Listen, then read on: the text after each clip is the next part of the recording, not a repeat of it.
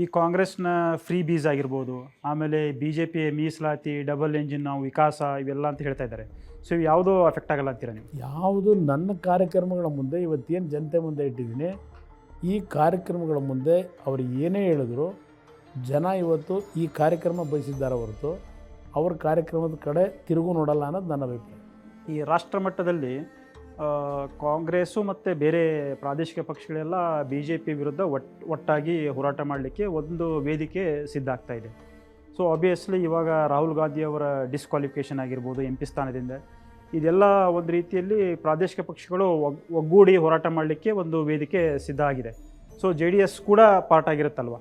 ಇವತ್ತು ಹಲವಾರು ರಾಜ್ಯದಲ್ಲಿ ರೀಜನಲ್ ಪಾರ್ಟಿಗಳು ಬಲವಾಗಿ ಬೆಳೆದಿದ್ದಾರೆ, ಸದೃಢವಾಗಿದ್ದಾರೆ. ಅವರು ದೇಶದ ಜನತೆಗೆ ಇಲ್ಲಿ ಮುಖ್ಯಮಂತ್ರಿ ಪ್ರಧಾನಮಂತ್ರಿ ಪ್ರಶ್ನೆ ಅಲ್ಲ, ನಾವು ಒಂದು ಆಲ್ಟರ್ನೇಟ್ ಗೌರ್ಮೆಂಟ್ನ ಕೊಡ್ತಕ್ಕಂಥದ್ದಕ್ಕೆ ಮುಕ್ತವಾಗಿ ನಾವು ಬಲಾಢ್ಯವಾಗಿದ್ದೇವೆ ಅಂತಕ್ಕಂಥದ್ದನ್ನು ಈ ರೀಜನಲ್ ಪಾರ್ಟಿಗಳು ಜನತೆಗೆ ಒಂದು ಸಂದೇಶ ಕೊಟ್ಟಾಗ ಎರಡೂ ರಾಷ್ಟ್ರೀಯ ಪಕ್ಷಗಳನ್ನು ದೂರ ಇಟ್ಟೆ ದೇಶದ ಜನವೇ ತೀರ್ಮಾನ ಮಾಡ್ತಾರೆ. ತೆಲಂಗಾಣ CM ಚಂದ್ರಶೇಖರ್ ರಾವ್ ಅವರು ಕೂಡ ನೀವು ಹಲವಾರು ಬಾರಿ ಮೀಟ್ ಮಾಡಿದರೆ, ಅವರು ಕೂಡ ಇಲ್ಲಿ ಬಂದು ಮೀಟ್ ಮಾಡಿದ್ದಾರೆ. ಸೊ ನಮ್ಮ ಈ ಅಸೆಂಬ್ಲಿ ಚುನಾವಣೆ ಏನಿದೆ ರಾಜ್ಯದ್ದು, ಸೊ ಅದರಲ್ಲಿ ಯಾವ ರೀತಿ ಅವ್ರ ಪಕ್ಷ ನಿಮಗೆ ಸಹಾಯಕ್ಕೆ ಬರುತ್ತೆ? ಇಲ್ಲಿ ಚಂದ್ರಶೇಖರ್ ರಾವ್ ಅವ್ರದ್ದು ತೆಲಂಗಾಣ ಮುಖ್ಯಮಂತ್ರಿಗಳದ್ದು ದೇವೇಗೌಡರದ್ದು ಸಂಬಂಧ ಮೊನ್ನೆ ಸಂಬಂಧ ಅಲ್ಲ. ಅವರು ತೆಲಂಗಾಣ ರಾಜ್ಯ ಫಾರ್ಮೇಷನ್ಗೆ ಅಂತ ಹೋರಾಟ ಏನು ಮಾಡ್ತಾಯಿದ್ರು, ಆಗಲಿಂದ ದೇವೇಗೌಡರಿಗೂ ಅವ್ರದ್ದು ಸಂಬಂಧ ಇದೆ. ಅದು ಇವತ್ತಿನವರೆಗೂ ಮುಂದುವರೆದಿದೆ. ಅವರಿಗೆ ಎಲ್ಲ ಒಂದು ಕಡೆ ಕರ್ನಾಟಕದಲ್ಲಿ ನನಗೆ ಒಂದು ಮಾತು ಹೇಳಿದ್ರು ಒಂದು ದಿವಸ, ಈಗ ನಾವು ಪ್ರತಿನಿತ್ಯ ಅದೇ ಆಶ್ಚರ್ಯ ಪಡ್ತೀವಿ, ನಾವು ಏನೇನೂ ಬ್ಯಾಕ್ಗ್ರೌಂಡ್ ಇಲ್ಲದೆ ಒಂದು ತೆಲಂಗಾಣ ಮೂಮೆಂಟ್ನಲ್ಲಿ ಇವತ್ತು ಇಡೀ ರಾಜ್ಯದ ಜನತೆಯನ್ನು ನಾವು ರೀಚ್ ಆಗೋಕ್ಕೆ ಸಾಧ್ಯ ಆಯಿತು. ನೀವು ಇಷ್ಟೆಲ್ಲ ಒಳ್ಳೆ ಕೆಲಸ ಮಾಡಿ, ನಿಮ್ಮ ತಂದೆ ಒಂದು ಸಣ್ಣ ಬ್ಲ್ಯಾಕ್ ಮಾರ್ಕ್ ಇಲ್ಲ, ಪ್ರಧಾನಮಂತ್ರಿಯಾಗಿ ಮುಖ್ಯಮಂತ್ರಿಯಾಗಿ. ನೀನು ಮುಖ್ಯಮಂತ್ರಿ ಇದ್ದಾಗ ನಿನ್ನ ಅಡ್ಮಿನಿಸ್ಟ್ರೇಷನ್ನ ನಾವು ಕೂತ್ಕೊಂಡು ನೋಡಿ ನಾವು ಅಪ್ರಿಷಿಯೇಟ್ ಮಾಡಿದ್ದೀವಿ. ಏನಪ್ಪ ಇಂಥ ಈ ಹುಡುಗ ಇಷ್ಟು ಚೆನ್ನಾಗಿ ಮಾಡ್ತಾ ಇದ್ದಾರಲ್ಲ ಅಂತೇಳಿ ಇಷ್ಟೆಲ್ಲ ಗುಡ್ಡು ಇಲ್ಲಿ ಇಟ್ಕೊಂಡು ಯಾತಕ್ಕೆ ನೀವು ಸಕ್ಸಸ್ ಆಗಿಲ್ಲ, ಎಲ್ಲಿ ಫೇಲ್ಯೂರ್ ಆಗ್ತಾಯಿದ್ದೀರಿ, ಇದನ್ನು ಚರ್ಚೆ ಮಾಡ್ತಾರೆ.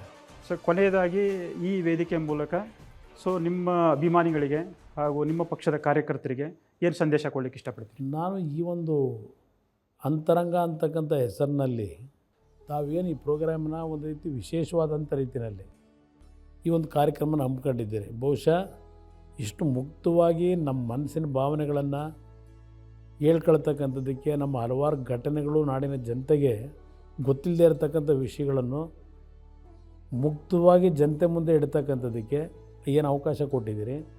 ಒಂದು ರೀತಿ ವಿಶೇಷವಾದಂಥ ರೀತಿಯ ಕಾರ್ಯಕ್ರಮ ಕೊಟ್ಟಿದ್ದೀರಿ.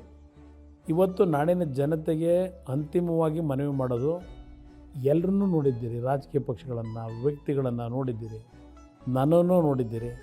ನನ್ನ ಕಾರ್ಯಕರ್ತರಿಗೆ ಮನವಿ ಮಾಡ್ತಾನೆ, ಮುಂದಿನ 35-36 ದಿನ ಏನು ಉಳಿದಿದೆ, ಆ ದಿನದಲ್ಲಿ ನಿಮ್ಮ ಶ್ರಮ ಏನಿದೆ ವ್ಯರ್ಥ ಮಾಡದೆ ಅಭ್ಯರ್ಥಿಗಳನ್ನು ಗೆಲ್ಲಿಸ್ತಕ್ಕಂಥದ್ದಕ್ಕೆ ಮನೆಗೆ ಪ್ರಚಾರ, ಈ ಪಂಚರತ್ನ ಕಾರ್ಯಕ್ರಮ ಇರ್ಬೋದು, ಇನ್ನೂ ಹಲವಾರು ಯೋಜನೆಗಳನ್ನು ನಾವೇನು ತರಬೇಕು ಅಂತ ಇದ್ದೇವೆ, ನೀರಾವರಿಯ ವಿಷಯಗಳಿರ್ಬೋದು, ಮನೆಗೆ ಮುಟ್ಟಿಸಿ ಜನರ ವಿಶ್ವಾಸ ಗಳಿಸಿ ಅಂತ ನನ್ನ ಕಾರ್ಯಕರ್ತರಿಗೆ ಮನವಿ ಮಾಡೋದು ಒಂದು ಕಡೆ.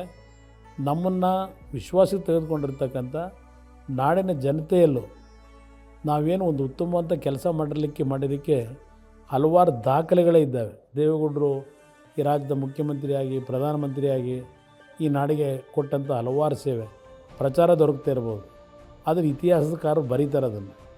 ಇವತ್ತು ಕರ್ನಾಟಕದ ನೀರಾವರಿಯ ಸಮಸ್ಯೆಗಳಿಗೆ ಯಾರಾದರೂ ಇವತ್ತಿನ ಸಂದರ್ಭದಲ್ಲಿ ಹೋರಾಟ ಮಾಡಿ ನ್ಯಾಯ ತರಲಿಕ್ಕೆ ಇವತ್ತೇನಾದರೂ ಮೊದಲನೇ ಸ್ಥಾನದಲ್ಲಿದ್ದರೆ ಅದು ದೇವೇಗೌಡರು, ನನ್ನ ಅಭಿಪ್ರಾಯದಲ್ಲಿ.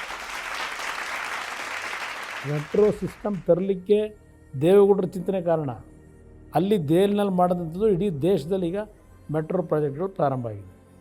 ಕರ್ನಾಟಕದಲ್ಲಿ ನಾನು ಮುಖ್ಯಮಂತ್ರಿಯಾಗಿ ಕೊಟ್ಟಿದ್ದೇವೆ. ಅದಷ್ಟೇ ಅಲ್ಲ, ಬೃಹತ್ ಬೆಂಗಳೂರು ಮಹಾನಗರ ಪಾಲಿಕೆಗೆ ಇವತ್ತು 7 ನಗರಸಭೆ 108-110 ಹಳ್ಳಿ ಸೇರಿಸಿದ್ದು ಕಾರಣ JNNURM ಸ್ಕೀಮ್ನಲ್ಲಿ 25,000 ಕೋಟಿ ಹಣ ಇವತ್ತು ಬೆಂಗಳೂರಿನ ಸರೌಂಡಿಂಗ್ ಖರ್ಚು ಮಾಡಲಿಕ್ಕೆ ನಮಗೇನೊಂದು ಅವಕಾಶ ಇತ್ತು, ಅದನ್ನು ಉಪಯೋಗ ಮಾಡ್ಕೊಳ್ಳಿಕ್ಕೆ ನಾನು ಇದೆಲ್ಲವನ್ನು ಮರ್ಜ್ ಮಾಡಿದೆ.